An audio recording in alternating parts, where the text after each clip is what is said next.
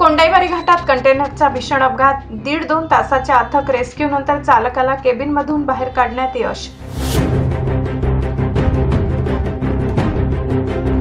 धुळे-सुरत राष्ट्रीय महामार्गावरील कोंडाईबारी घाटात भरधाव कंटेनरचे ब्रेक निकामी झाल्याने पुढे जात असलेल्या ट्रकला जोरदार धडक बसून भीषण अपघात झालाय.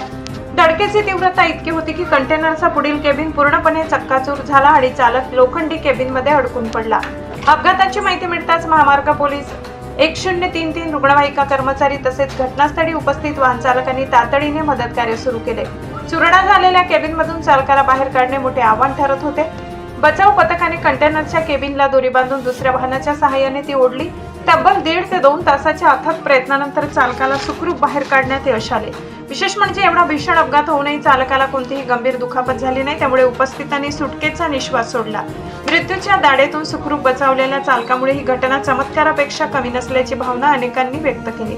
अपघातग्रस्त कंटेनरचा क्रमांक NL01 असा असून महामार्ग पोलीस 1033 रुग्णवाहिका कर्मचारी आणि मदतीला धावलेल्या वाहन चालकाच्या धाडसी व तत्पर प्रयत्नामुळे एका चालकाचे प्राण वाचले.